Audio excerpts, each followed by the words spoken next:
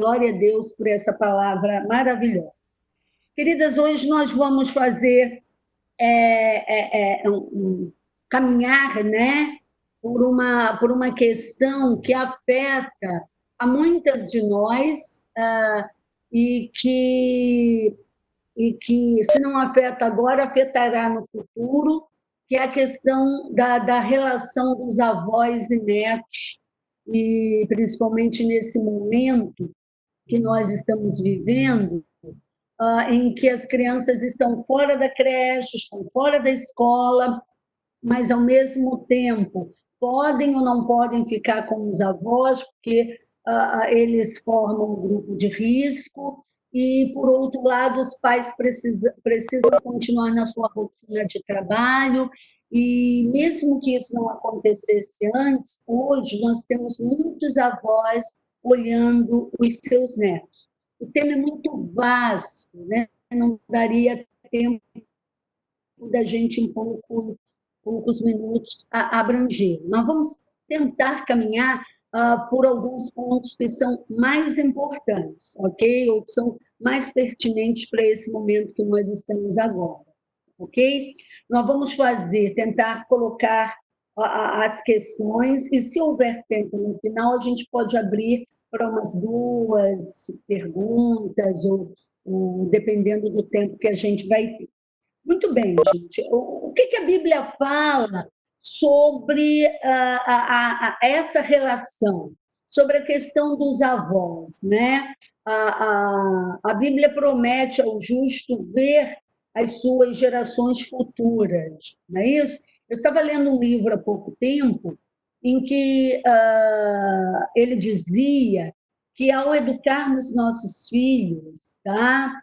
E esses filhos passarem esses valores cristãos, o temor a Deus para os nossos netos, é a certeza que a mensagem que hoje nós cremos, a mensagem que hoje nós publicamos, ela vai reverberar no futuro, através dos nossos netos. Então, muito importante essa questão hoje. A Bíblia fala sobre isso. Lá em Provérbios 17:6 diz que a coroa dos velhos são os filhos dos filhos, ou seja, são os netos. Coroa é algo preciosíssimo, né? E ela simboliza o poderio do rei.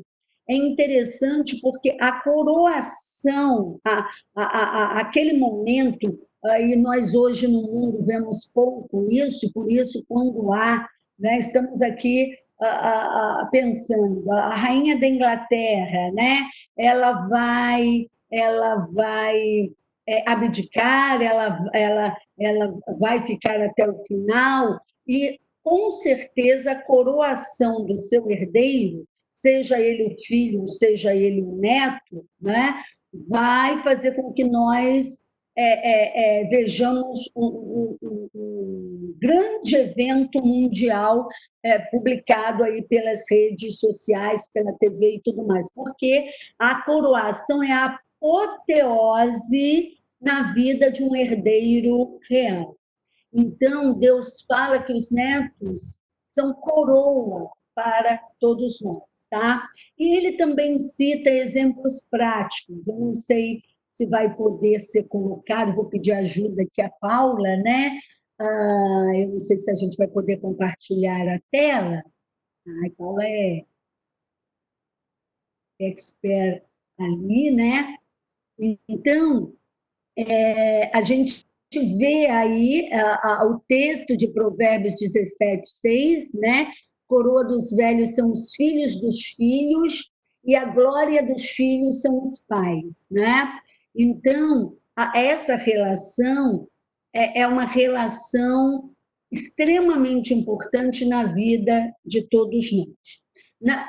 Agora vamos para a segunda tela, sobre 2 exemplos de avós na Bíblia. Existem outros. Se você for olhar lá a visita de Jetro, sogro de Moisés, ele veio ver a sua filha e veio ver os seus netos.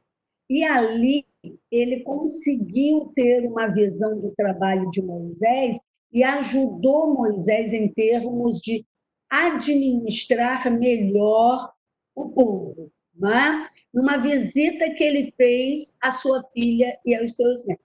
Mas nós trouxemos dois exemplos aqui, um do Antigo Testamento e um do Novo Testamento. Do Novo Testamento, nós trouxemos o grande exemplo de Lloyd e Timóteo, né? Lloyd era uma mulher judia convertida ao cristianismo e era mãe de Eunice, que também era judia e convertida ao cristianismo.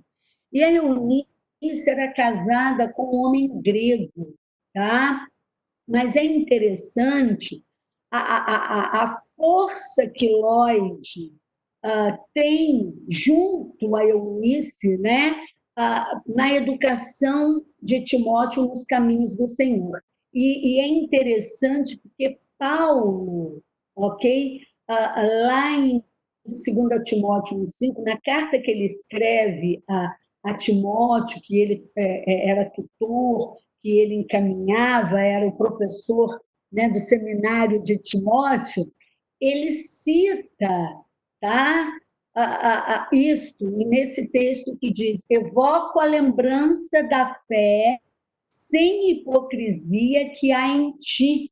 E essa fé que há em ti é a mesma que habitou primeiramente em tua avó Lloyd e em tua mãe Eunice, e que estou convencido reside também em ti. Esse texto ele dispensa comentário, tá? Por quê? Porque o Timóteo poderia ter sido influenciado pela cultura do seu pai, que era grego e era considerado gentio, mas ele foi educado e também entregou a sua vida a Jesus, e mais do que isso, veio a ser pastor por causa daquilo que ele aprendeu com a sua avó e com a sua mãe. No Antigo Testamento, nós vemos um exemplo diferente. Por que um exemplo diferente? Porque Lloyd era mãe da mãe de Timóteo, e as duas tinham a mesma fé. Noemi e Obed, eles não passam mais pela relação de mãe com um filho ou mãe com uma filha, mas a relação de uma sogra com sua nora. E o que acontece nessa relação que vai dar lá em Obed, né?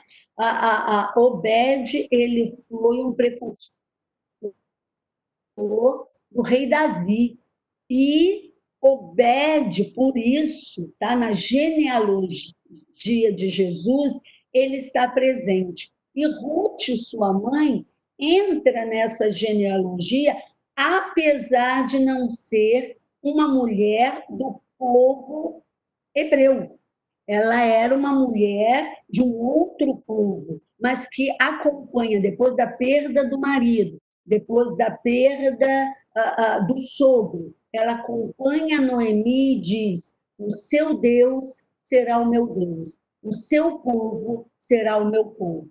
E ela, então, ouve os conselhos da sua sogra, e ela entra nesse pacto do povo de Deus com o seu povo através da sua sogra. E aí ela se casa com Boaz, e nesse caso ela ressuscita o nome da família de Noemi, dando à família de Noemi um herdeiro e que daria continuidade à família do esposo da Noemi. Então, a gente vê aí em Ruth 4, 14 e 16, depois de toda a amargura, depois de toda a perda de Noemi, as mulheres disseram a Noemi: bendito seja o Senhor que não deixou hoje de te dar remidor, e o seu nome será afamado em Israel.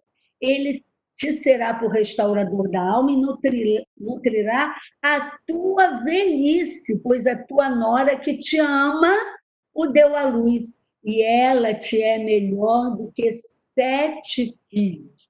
E Noemi tomou o filho e o pôs no seu colo e foi a sua ama. Né? Então, aí a gente vê duas relações, uma perpassando pela relação de mãe e filha, e outra perpassando pela relação de sogra e nora.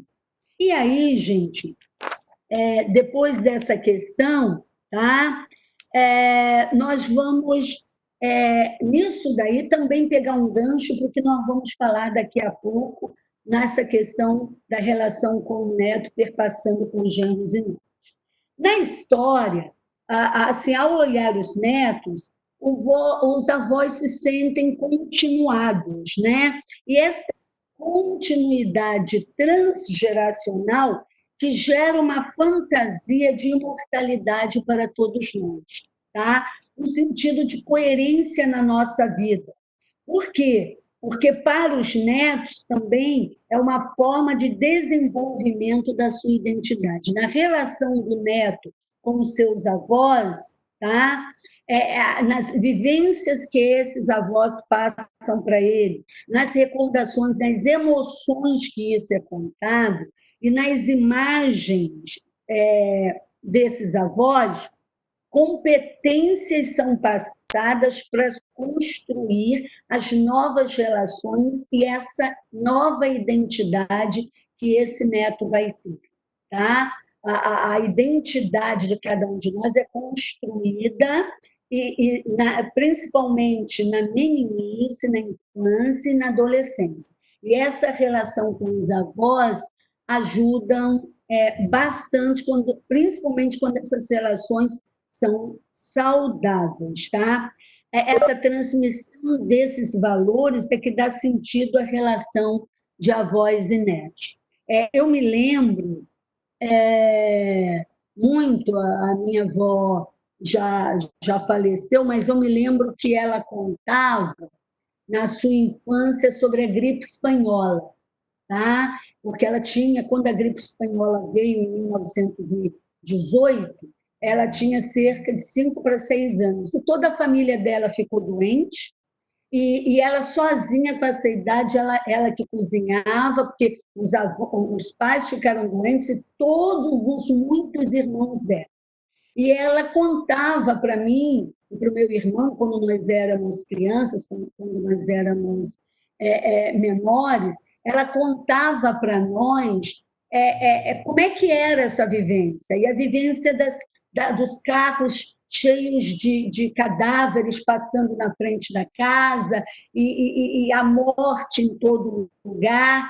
E foi muito interessante, porque quando começou a pandemia, a primeira coisa que me veio foi com aquelas conversas. E eu e a mamãe nos lembramos disso, e trocamos isso, e vivenciamos, tá? Essa pandemia no sentido que foi colocado antes e que nos preparou de alguma forma para enfrentá-la, tá? Vendo inclusive os pontos positivos.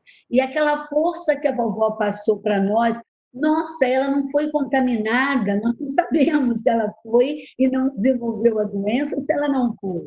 E aquela força dela passou para todos nós, né, aqui em casa. Na história da nossa sociedade, a responsabilidade do cuidado e da educação dos filhos sempre foi dos pais.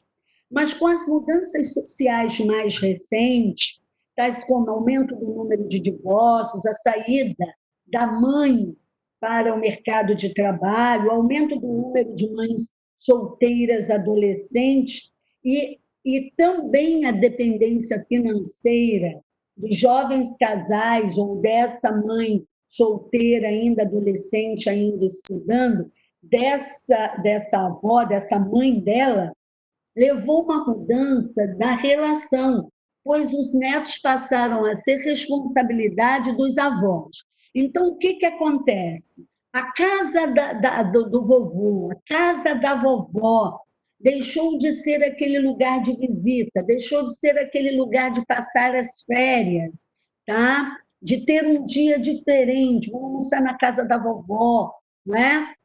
é um lugar onde a criança passa o tempo, que vai comer uma coisa gostosa, preparada especialmente para aquele dia, para ser o cotidiano da criança, porque a criança passou a viver na casa da vovó, né? A casa da vovó, ou mesmo a casa dos seus pais, com a presença da vovó, passou a ser o seu cotidiano. E os avós deixaram de ser cuidados, como antigamente acontecia, que agora os avós criaram os filhos, agora eles vão ter esse cuidado dos seus filhos. Eles passaram de ser cuidados para serem cuidadores. Tá? Então, isto quando os netos não moram diretamente com eles. Às vezes, numa mesma casa, lá na escola, nós temos até 4 gerações vivendo juntos. A bisavó é a que paga a escola, a bisavó é que leva esse netinho, essa netinha à escola, que compra o material escolar. Então, hoje, nós vemos isso acontecendo. Então, daí, estudos mais recentes falarem de parentalidade em relação à situação dos avós. Tá? Por quê? Porque os avós hoje têm assumido papéis e influências que caberiam aos pais daquela criança. E, e aí a gente pode abrir aqui um leque de discussões que nós não vamos fazer, tá? Até que ponto isso é interessante para os avós? Até que ponto essa dependência financeira dos filhos, tá? E dos netos não dá a esse avó uma sensação de utilidade e de poderio. Então, isso é para uma outra discussão, tá, gente? Mas é para a gente estar pensando, tá, nessa questão também, ok? E daí surgirem algumas dificuldades na relação desses avós com os filhos, com a nora, com o genro, né? Por causa dessa influência que, força de uma situação, ela é colocada ali. E aí, a gente vai aí para a última a lâmina, né? Eu chamo de lâmina, mas para o último slide, que é a gente pensar nos pontos positivos e alguns cuidados que a gente precisa ter nessa relação. Tá? A gente tem aí algumas fotos de família com as 3 gerações, a gente tem a foto de um avô com um neto num momento de grande alegria, a avó com uma netinha contando histórias, porque os pais estão tão ocupados, né, que às vezes isso acabou ficando para os avós, que sempre contaram histórias, né? Eu me lembro também disso, a minha avó contava histórias, algumas macabras, né? Minha avó gostava muito de história, minha avó não era crente, ela gostava meio de histórias de terror, né? Mas,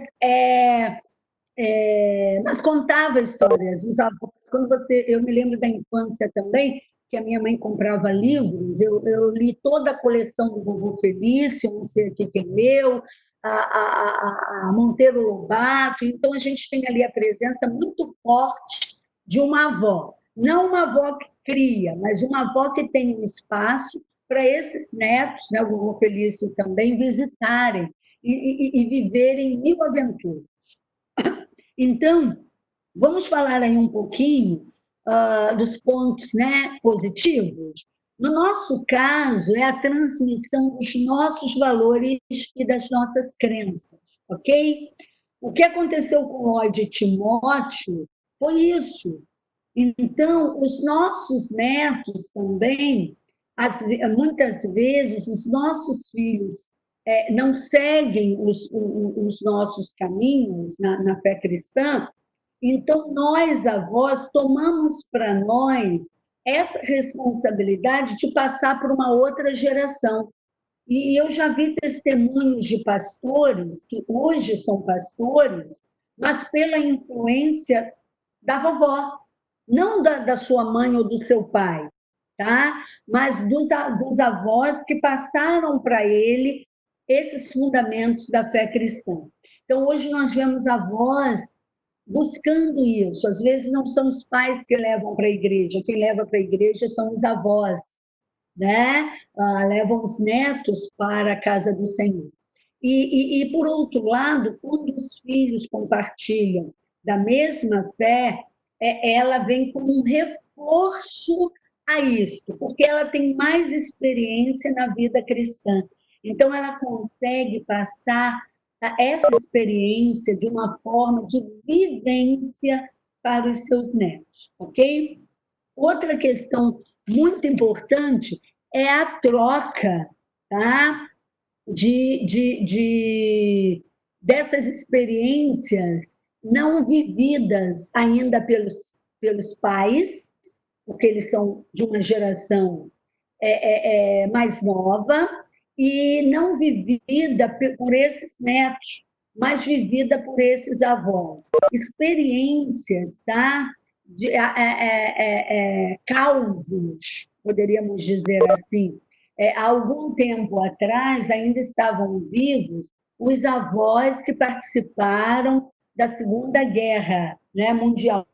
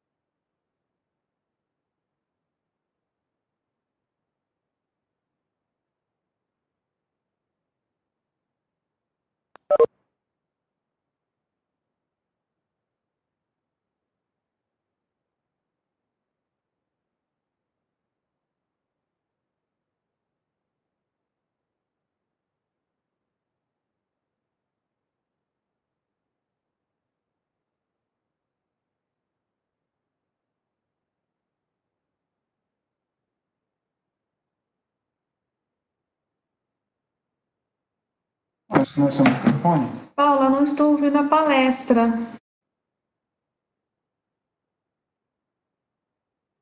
Parece Eu que também não estou ouvindo mais saiu. nada, Paulo. Acho que a Pensei que Heloísa era só eu. saiu. A Heloísa está reconectando, porque caiu a rede dela. Ah, a gente perdeu bastante coisa. Perdemos bastante coisa. Perdemos bastante coisa mesmo. Ela está reconectando, tá? Ela vai voltar. Paula, seu microfone está desligado.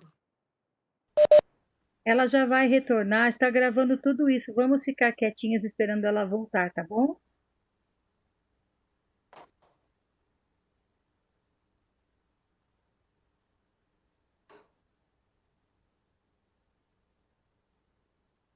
Heloísa está reconectando. Só um minuto, por favor. Obrigada.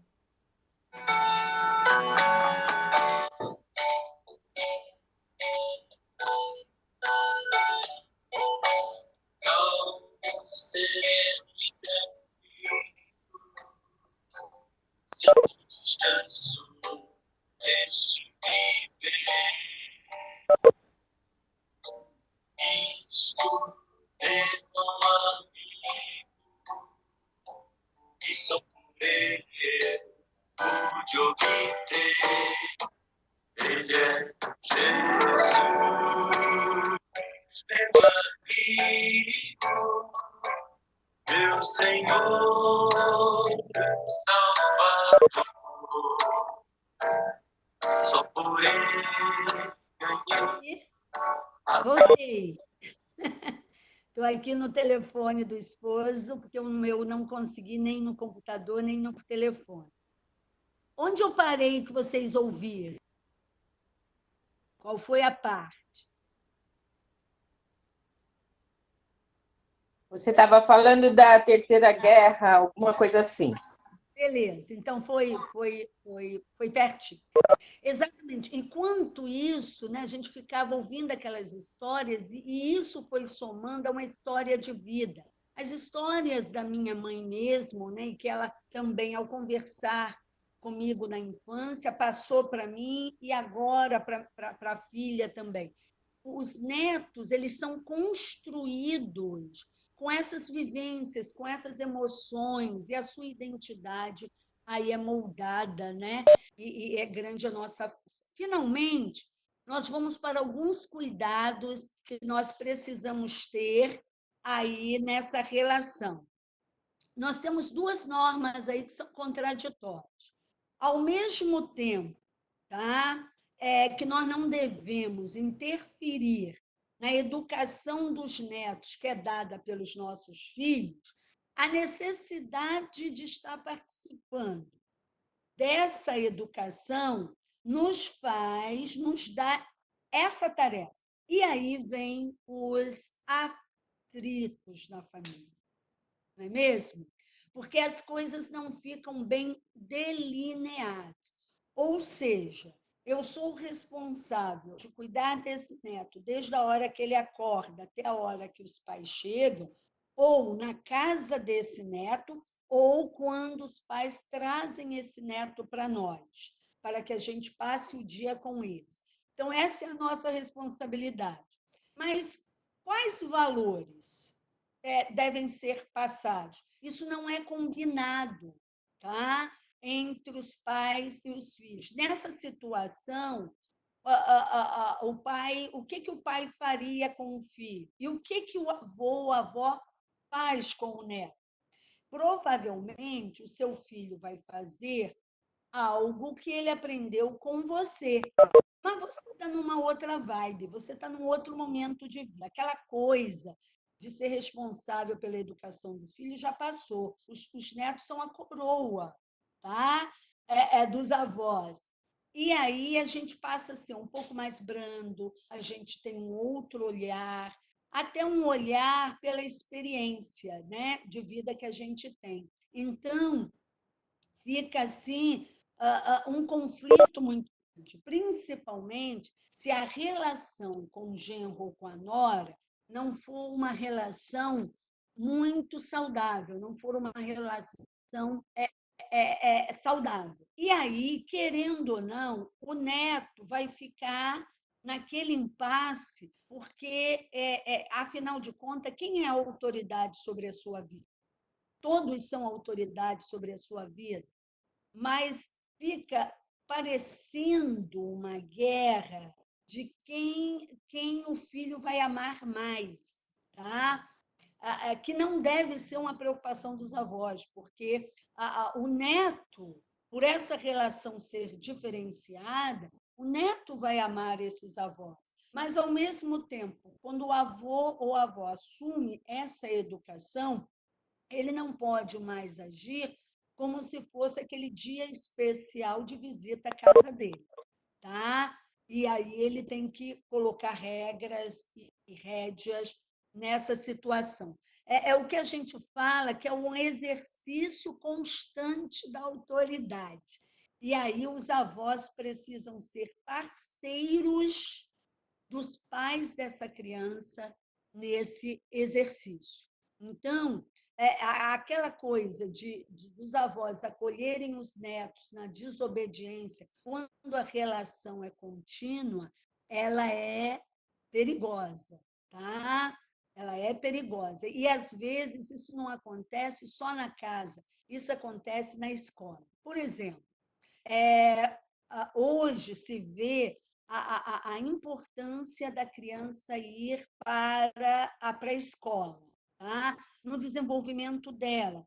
Os avós cuidam muito bem, dão comidinha na boca, olha que maravilha, atendem, a criança está limpinha, está protegida, mas a criança precisa de criança para se desenvolver. Ela precisa do brincar. Por mais que você brinque, tá? E é importante você brincar, a criança precisa da relação dos pares. Então, a ida para a escola faz com que a criança desenvolva muito mais rapidamente, até porque pais e avós conhecem muito bem a criança. A criança não precisa nem falar, porque ela já sabe o que a criança quer e atende, o que não vai acontecer na escola. Então, para o desenvolvimento da criança, a ida para a escola é muito benéfica.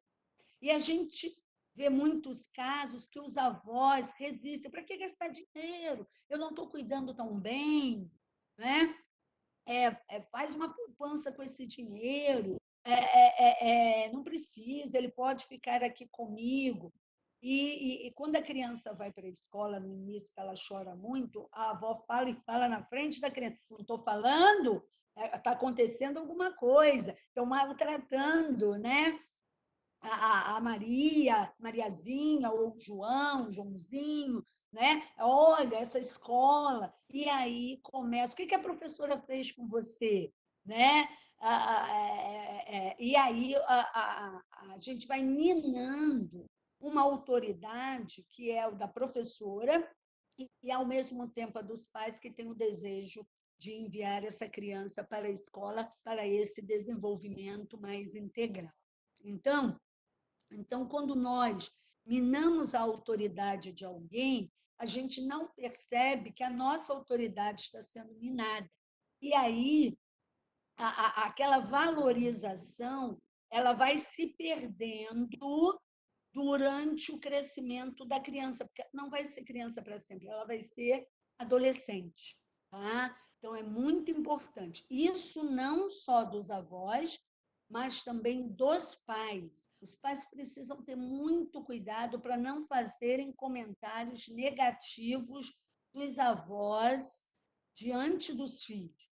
Você, que a gente que é nora, a gente que é genro, a gente pode ter uma desavença, um desacordo, um pensamento diferente dos nossos sogros e sogras. Mas isso precisa ser resolvido lá com o sogro e com a sogra, ou conosco mesmo, mas não pode ser passado para o seu filho, a sua filha. Até porque, gente, nós não sabemos o dia de amanhã. E no dia de amanhã eu posso precisar desse sogro e dessa sogra, até na minha falta, para continuar a educar esse meu filho. Esse meu filho precisa olhar para o vovô e para a vovó como alguém de valor, ok? Então, isso é muito importante. Para terminar, ok? Nós gostaríamos de falar o seguinte, nessa conclusão, que a gente precisa entender que cada um de nós é um ser único, tá? E esse ser único tem temperamentos. Alguns vovôs são tão mansinhos, tem vovô bravo, tem vovó brava, tá? E às vezes essa braveza não é nem com o neto, é com os pais do neto. Por que você está fazendo isso? Não faça isso. Né? Vai bater nele. Não, se você discorda, converse com os pais da criança separada. Mas tome cuidado com o seu temperamento aí nessa relação. E o que nós podemos fazer? Tem receita? Não tem receita. Para viver, não há receita. Né? Nós vamos crescendo a cada dia. Mas eu queria trazer para vocês três textos bíblicos e uma fala de um filósofo que é o Sérgio Cortella, tá? Pedagogo, filósofo, e ele, todos os filhos dele que nasceram, quando eles eram pequenininhos, ele falou que com 12 anos ele ia explicar qual era o grande segredo da vida. E um dia o filho mais velho acordou, era o dia dos 12 anos, ele foi falar com o papai. Oi, pai. Foi lá, acordou o pai, né? Oi, pai. Oi, filho. Hoje eu estou fazendo 12 anos. Eu sei. Então o quê? Hoje eu queria que você vai me contar qual é o grande segredo da vida. Mais tarde.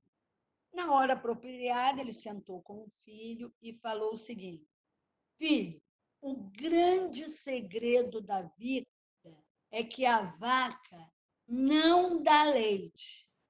E o filho arregalou o olho. Como, pai? Eu sempre aprendi que a vaca dá leite. Não, não dá. Você tem que tirar. Então, nós temos que ter muito cuidado, muita sabedoria, para não servirmos aos nossos netos de tal forma que eles achem que a vaca vai dar leite na vida deles. Eles precisam buscar. Não facilite tudo na vida deles. Tá? Eles precisam aprender a serem resilientes. E numa situação como nós estamos vivendo hoje, eles aprendam, como nós estamos reaprendendo a viver nas dificuldades. Para isso, sabedoria é o que nós precisamos. A sabedoria é o que se espera dos avós. Vamos dar só uma lida nesses textos para encerrar. Em Provérbios 2:6 diz: porque o Senhor dá a sabedoria, e da sua boca vem a inteligência e o entendimento. Tem dificuldade? Peça a Deus, tá? Que Ele dá benignamente a nós. Em Efésios 5, 15 e 16, diz o seguinte: portanto, vede prudentemente como andais, não como necios, não como loucos, não como tolos, e sim como sábios, remindo o tempo, porque os dias são maus. E, finalmente, Tiago 1:5 diz o seguinte: se, porém, alguém de vós necessita de sabedoria, peça a Deus, que a todos dá liberalmente, e nada lhes impropera, e ser-lhe-á concedido. Avós, peçam sabedoria a Deus todos os dias, tá?